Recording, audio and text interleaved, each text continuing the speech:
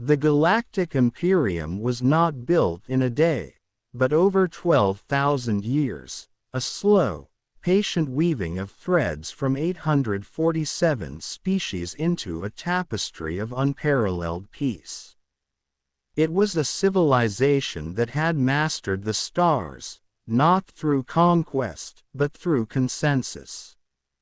War was a ghost in the machine, a forgotten specter whose name was only uttered in historical archives. In the great, humming metropolises of 1,000 worlds, beings of every conceivable shape and biochemistry traded, shared knowledge, and created art that spanned solar systems. They believed, in their quiet, collective wisdom, that they had witnessed the full spectrum of existence. They had mapped the fiery births and cold deaths of stars, catalogued every form of life from the silicon-based crystal gardeners of Xylos to the methane-breathing leviathans of the dark nebula. Their science was a nearly complete book, and they were adding the final, decorative flourishes. They were wrong. The most important chapter was yet to be written, and it would be written in a language of fire, resilience, and tears.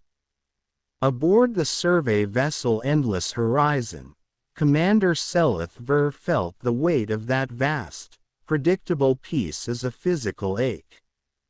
For 3 years, the ship had traced the lonely, star-poor spiral of the galactic rim. Its mission was one of completion, to fill the last, blank spaces on the Imperium's maps. But they found only the cosmic detritus of dead stars, the endless, swirling ochre of gas giants, and a silence so profound it felt like a presence. A Vithrani of stoic and patient heritage, his tall frame and gray, leathery skin seemed to absorb the gloom of the void. His species had evolved on a high-gravity world, making them deliberate in movement and thought. They valued the long view. But even Vithrani forbearance had its limits, worn thin by the endless, empty dark. He missed the gentle, bioluminescent forests of his homeworld, the scent of spore rain, the soft, choral music of his people. Out here, there was only silence. Commander. The voice was crystalline and precise, each syllable formed from the subtle chiming of shifting mineral structures. It was Science Officer Plix, a being from the Geode Collective, whose body refracted the ship's low light like a walking, multifaceted jewel. I am detecting anomalous electromagnetic signals from an uncharted system. Designation: 7749 Gamma. Primitive, chaotic broadcast waves, but their pattern is unmistakably artificial. A flicker of something, not quite hope, but a spark of professional interest, stirred in Seleth Vor's chest. A new intelligence was a rare find, a feather in the cap of any survey commander. Origin: the third planet from the system's G-type star, Plix replied, his prismatic body shimmering with excitement, casting tiny rainbows on the dark console. A world with a nitrogen-oxygen atmosphere. Significant hydrosphere. Set a course, Seleth Ver ordered, the first genuine command he'd given in months. Let us see what we have found. The endless horizon slipped through the void, the strange, shifting colors of faster-than-light travel bleeding across its hull. The journey took 2 days. When they reverted to real space, the system lay before them, unremarkable but for the vibrant, blue-green marble of the Third World. It was beautiful in a primal, untamed way, swirled with white clouds. Full spectral and passive scan, Selith-Ver commanded. I want to know what they breathe, what they eat, how they think. The bridge was a hive of quiet activity. Then Plix made a small, chiming sound of confusion. Commander, there is a significant debris field in high orbit around the planet's satellite. It appears to be the wreckage of numerous spacecraft. The main viewport zoomed in. Selith-Ver felt his secondary heart skip a beat. It was a graveyard. A sprawling, silent field of shattered metal and broken dreams, the carcasses of spacecraft drifting in a slow, eternal dance of ruin. Sunlight glinted off torn hull plates and the frozen, jagged edges of what were once wings and engines. By the first songs, Selith-Ver whispered, the Vithrani oath of surprise feeling foreign on his lips. What happened here? A catastrophic accident. Plix's crystalline form darkened to a troubled amber as his console hummed, analyzing the vectors and impact patterns. The debris dispersion. It is consistent with combat, Commander. High-velocity projectile impacts, focused energy weapon scarring. These beings achieved orbital flight only to turn it into a battlefield. A cold dread, unfamiliar and unwelcome, coiled in the commander's gut. War was a theoretical concept in the Imperium, a historical footnote studied by academics.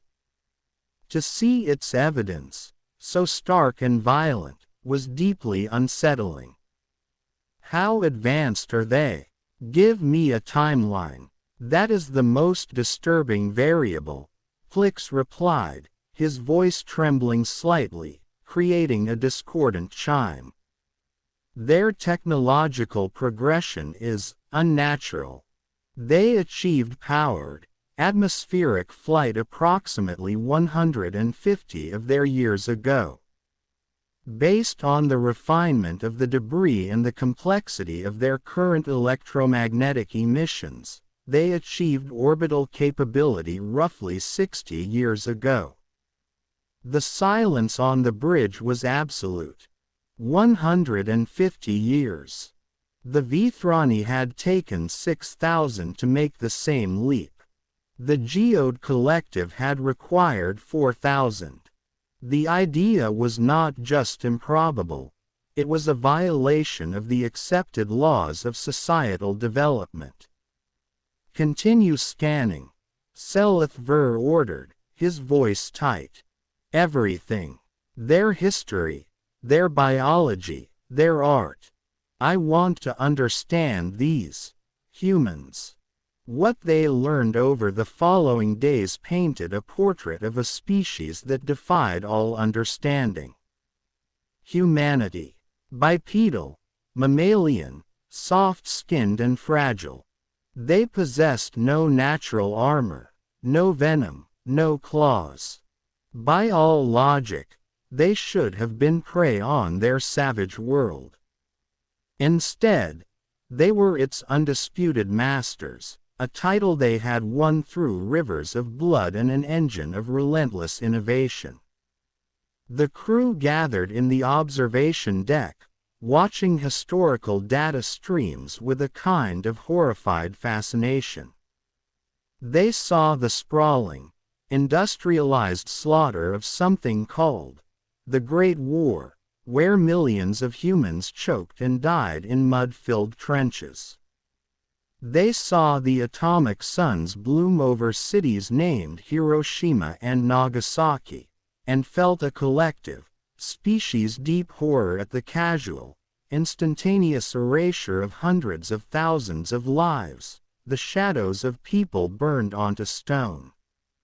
They saw the grim, cold mathematics of the Cold War, where for decades, these creatures had held a knife to the throat of their entire world, their fingers perpetually on the trigger of their own extinction.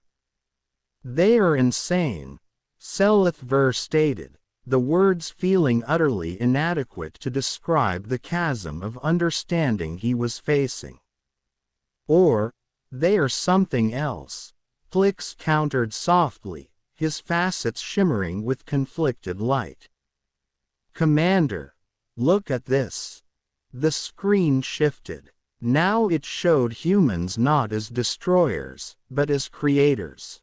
They saw the aching, enigmatic beauty of the Mona Lisa's smile, a single expression containing universes of thought. They heard the soaring, tragic hope in a symphony by Beethoven, a composition that seemed to wrestle with the divine. They watched as a human in a white lab coat wept with unashamed joy after synthesizing a cure for a viral plague that had haunted them for a century. They built sprawling cities of glass and steel that glittered, like jewels against the night, and then, in the same breath, dug trenches to kill each other in over patches of barren land. They were a paradox. A species that composed sonnets of eternal love and engineered targeted plagues with the same hands. A people capable of pulling a stranger from a burning building at great personal risk, and of systematically exterminating millions in cold blood. They cherished their children, writing lullabies and building playgrounds, yet sent those same children, barely adults, to die in distant lands for flags and ideologies. Seleth Vor's report to the Imperium Council was a masterpiece of understated terror. He detailed the impossible progression, the history of cyclical violence, the existential threat of their nuclear arsenals. He concluded with a recommendation that tasted like ash in his mouth. They are a biological wildfire. Unchecked, they will consume everything they touch. I recommend we consider all options, including planetary sterilization. The Council's debate was a storm of fear and principle. The chamber, a vast amphitheater under a dome that displayed the galaxy in real time, was filled with the clicks, whistles, and telepathic hum of 847 species. The logical, insectoid Crix collective advocated for preemptive annihilation. A single spark can burn down the oldest forest, their representative clicked. We cannot risk the galaxy for one aberrant species. The compassionate, amphibious soft ones pleaded for understanding. They have done us no harm. They do not even know we exist. To destroy them preemptively is to become the very monsters we fear they are. The debate raged for days. In the end, High Chancellor Morith Prime, a being so old his form was encased in a mobile life support throne, raised a wizened limb. We will not become executioners on a hypothesis. We will watch. We will learn. I am forming a special committee. We will observe this, humanity, until we truly understand what they are. Then, and only then, will we decide their fate. For 50 years, hidden observation stations watched the blue planet. The reports that filtered back only deepened the mystery. The humans continued their small, brutal conflicts, but they also united to eradicate diseases, built a global network of communication that connected every mind, and began the first, tentative steps to heal their wounded biosphere. They were violent and gentle, cruel and compassionate, destroyers and creators. They were a riddle wrapped in a mystery, inside an enigma. It was Ambassador Kaelin Murray of the Illuminated Sindar who was chosen for the impossible task of first contact. Her people were the galaxy's premier diplomats, their most striking feature being their skin, which acted as a photic canvas for their emotions.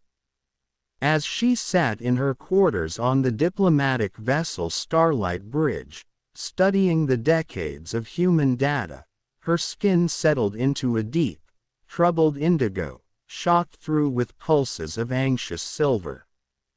"They are a symphony played in a discordant key, Veth Sol," she said to her young assistant, whose own skin was a calm, learning-focused green. "Every time I believe I understand a movement, their capacity for love, for community, the next movement introduces a theme of shocking violence. How does one compose a greeting for a people who build hospitals and bomb factories on the same street?" "You have always found a way, Ambassador," Veth Sol replied, his hues flickering with admiration. "You brought the Threnody singers into the fold, and they communicate through explosive sonics." "This is different," Kaelin whispered, pausing the video feed on the face of a human mother, singing a soft lullaby to her child, her eyes filled with a love so profound it felt like a physical force. "The Threnody are straightforward. Their violence is their language. Humans, they feel everything so deeply. It is their greatest strength, and their most terrifying flaw. That depth of emotion is what fuels both their art and their atrocities." The first contact was a carefully orchestrated ballet of caution. The Starlight Bridge made itself visible, a shimmering jewel in the night sky over Earth. The expected panic ensued. Military forces went on high alert. But underneath the fear, the Imperium's sensors detected something unexpected, a massive, global surge of excitement. Millions of humans gathered in open spaces, not with weapons, but with telescopes and cameras. They painted welcoming murals. They composed music dedicated to the star visitors. Their curiosity was, for a significant portion of their species, outweighing their fear. After a week of this global adjustment, Kaelin transmitted her message: "We come in peace. We wish to talk." The response came from a unified Earth government. They invited the aliens to land in a neutral location in Geneva. Kaelin chose to bring only a small, unarmed team. She wanted the humans to feel safe. The shuttle settled gracefully onto the manicured grass of the designated landing field, surrounded at a distance by human military vehicles. This was expected. Kaelin would have done the same. The ramp descended, and she stepped out into the sunlight of an alien world for the first time. The air was rich with unfamiliar scents: cut grass, damp earth, and the faint, acrid tang of their combustion engine technology. A group of humans walked toward her. At their front was a tall woman with graying hair tied in a severe bun, and eyes that held the weight of her species' history. They were smaller than she had expected, their movements graceful but hinting at a latent power. Kaelin raised her hands, showing they were empty, her skin shifting to a calm, open cerulean blue. "I am Ambassador Kaelin Murray of the Galactic Imperium," she said, her translator converting her melodic language into English. "I bring greetings from the stars." The woman stopped before her, offering a small, formal nod. "I am Secretary General Amara Okonkwo. On behalf of the people of Earth, we welcome you to our world. Her voice was steady, her gaze unwavering, but Kalen, a master of reading body language and micro-expressions, saw the pulse beating rapidly in her neck, the slight tension in her shoulders. She was afraid, but she was mastering it. Over the following weeks, Kalen Murray immersed herself in humanity. She was given a tour of their world, a whirlwind of sensory and emotional overload. She walked through the bustling, chaotic, and vibrant streets of Tokyo, a city that never slept, where neon signs painted the night in electric colors. She visited a quiet, rural village in Kenya, where community was everything and children laughed as they chased a ball made of rags. She sat in a hospital in Berlin and watched a surgeon, Emil Schmidt, fight for 8 hours to save the life of a young car crash victim. She saw the sweat on his brow, the intense focus in his eyes, the way his hands, though weary, never trembled. When the patient was stabilized, Schmidt slumped against a wall, his mask pulled down, his face a canvas of exhaustion and profound relief. He looked at Kalen and gave a small, tired smile. "Every life is a universe," he said simply, before walking away to check on his next patient. The phrase echoed in Kalen's soul. She visited a school in Buenos Aires. The children, initially shy, soon swarmed around her, their curiosity overpowering their fear. A little girl with wide, brown eyes and 2 missing front teeth tugged on her robe. "Are you really from space?" the girl asked. "I am," Kalen replied, her skin glowing with warm amusement. "Do you eat food?" another boy asked. "Yes, though different from yours." The first girl then asked the question that would lodge itself in Kalen's heart forever. "Do you have any pets?" "I have a cat. His name is Mittens." "Do you get lonely without pets?" The question, so simple and profound, spoke of a fundamental, universal need for connection, for companionship, for something to love and care for. It was a window into the human soul that 50 years of remote observation could never have provided. In her private, candid discussions with Amara Okonkwo, the human leader did not shy from the darkness. They often met in a quiet garden, surrounded by the scent of blooming flowers. "You have seen our scars, Ambassador," Amara said one evening, the sunset painting the sky in hues of fire and gold. "The wars, the bombs, the hatred, the countless times we have failed one another. I will not insult you by denying them. They are a part of us, a shadow we carry. It is a heavy weight. Then why should the Imperium not fear that shadow?" Kalen asked, her skin a neutral, questioning silver. "The shadow has nearly consumed you many times. Because the shadow is only possible where there is also great light," Amara replied, her gaze turning to the window, to the first stars beginning to pierce the twilight. "We have looked into the abyss so many times, Ambassador. We have seen the worst we are capable of.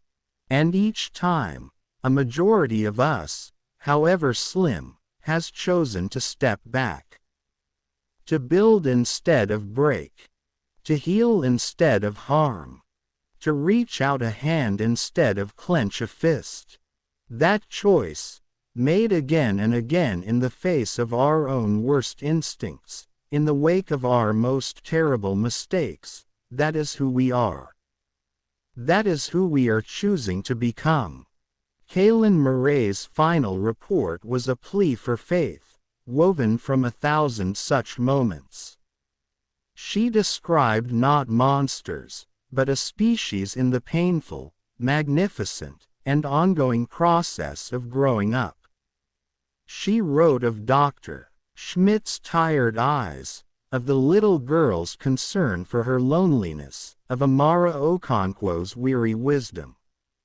They are flawed, deeply so, she concluded.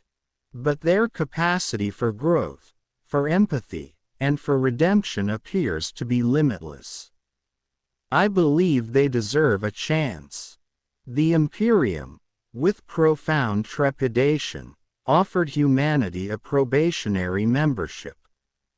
There were strict conditions. Limits on fleet sizes, a ban on certain weapons research, and designated zones for expansion. Humanity agreed. For 50 years, they were the model citizen.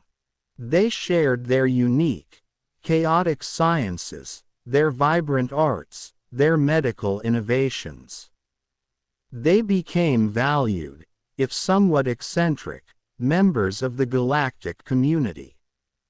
But Kaylin, now retired and the Imperium's foremost scholar on humanity, could never shake a lingering disquiet. It was not that she thought they were deceiving anyone, their friendship seemed genuine. But it was as if they were holding their breath. There was a depth, a resolve, a hidden steel that they kept carefully veiled beneath their friendly, cooperative exterior. They were like a former soldier living a peaceful life, his hands gentle, but his eyes still holding the knowledge of how to fight. She was right. The threat emerged not from within the galaxy, but from the cold, empty void between them. The first alerts were faint, a statistical anomaly in the deep space sensor arrays on the galactic rim. Then the anomalies became distortions. Then the distortions became a tide. The Wraith swarm, ancient records, buried and forgotten for millennia, were unearthed in a panic. They told of their coming 10,000 years prior, a silent, ravenous wave of biological ships that consumed all life, leaving behind barren rocks and silence. They were the extinction event that had preceded the Imperium, the fire from which their civilization had been born. The swarm was described as inevitable, unstoppable, a force of nature. The council chamber was thick with a fear so ancient it was encoded in their very genes. High Chancellor Morith Prime, his voice raspy from his life support systems, delivered the verdict born of that ancient terror. The Imperium would enact the contingency. They would evacuate the core worlds, fall back to hidden, fortified sectors, and wait for the storm to pass. It was the only way. It was the new human ambassador, Drive, Sarah Chen, who shattered the resigned silence. She was a small woman, a former xenopsychologist, with a calm, analytical demeanor. High Chancellor, esteemed members of the Council, her voice was quiet, but it carried the weight of continents. I have just conferenced with the unified Earth government. The people of Earth, and all human colonies, will not be running. The chamber erupted in a cacophony of disbelief. They were called fools, suicides, arrogant children who did not understand the darkness they faced. Sarah Chen waited for the noise to subside. We understand the data. We have studied your records. But running and hiding is not in our nature. We will stand. We will fight. On the bridge of the UNN Unbroken will, Admiral Thomas Reed watched the first swarm wave.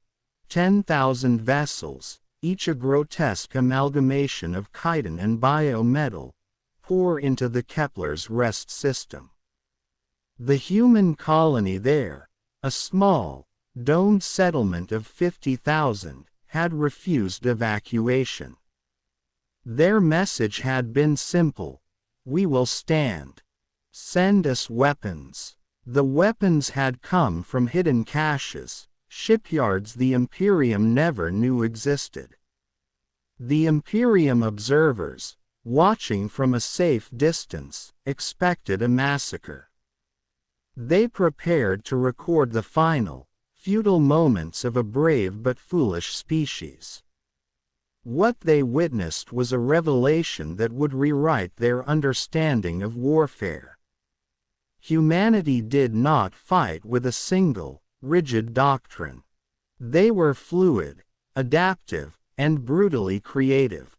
The first wave of human drones, simple kinetic kill projectiles, slammed into the swarm vanguard, punching through their organic armor. The swarm adapted within hours, their ships secreting a resinous shield that hardened against physical impact.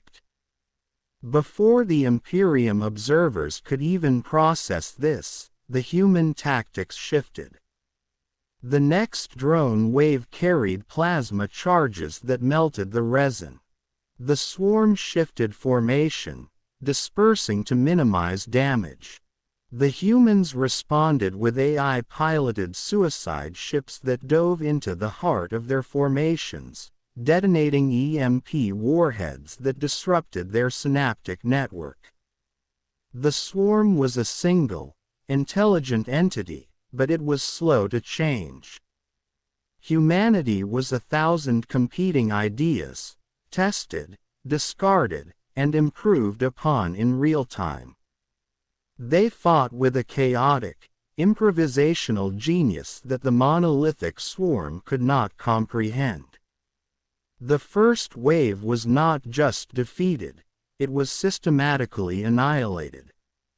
The war that followed was not a military campaign, it was the unfolding of human nature on a galactic stage. The peaceful, cooperative civilization the Imperium had known for 50 years vanished, and in its place emerged a single, unified organism dedicated to survival. It was a terrifying and awe-inspiring transformation. Factories that built children's toys and personal comm units retooled in days to forge coilgun barrels and starship hulls. Artists and musicians designed recruitment posters and composed symphonies that stirred the soul and hardened the will. Grandparents learned to code targeting algorithms, and children organized recycling drives for war materials.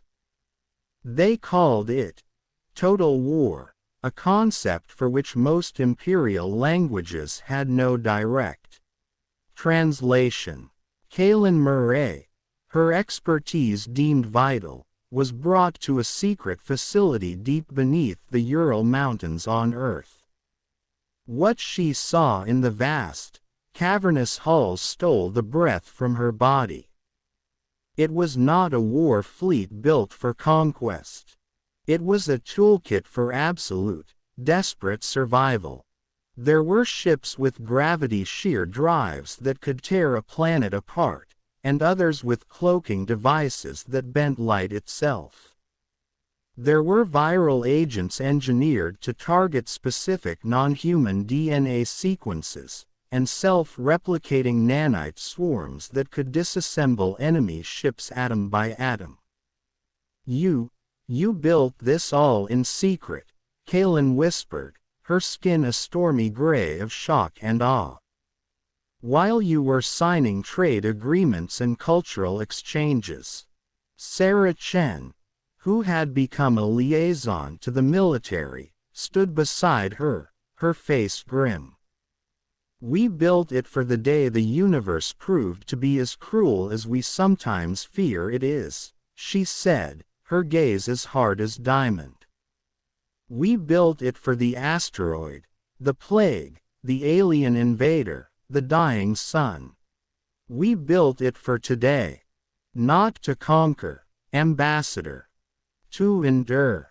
The war was a symphony of suffering and sacrifice. Worlds burned.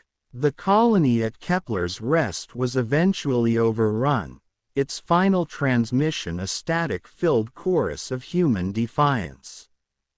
Millions of soldiers died in the cold vacuum of space. But humanity did not break. Each loss seemed to forge them into something harder, sharper, more determined. A mother who lost her son in the defense of New Thessaly would return to her factory shift with a cold fire in her eyes, working twice as hard. A poet who saw his city vaporized from orbit would write verses not of despair, but of such searing, vengeful hope that they became recruiting tools for a billion souls. They developed the Harvester Protocol, a targeted bioweapon that sought out and ravaged the unique organic circuitry of the swarm ships. When the Imperium Council decried it as a monstrous act of genocide, a violation of all civilized conduct, Admiral Reed, his face etched with the grief of countless lost, sent a terse, unedited response: "This is not a duel. This is a fight for the right of our children to draw breath. There is no fair.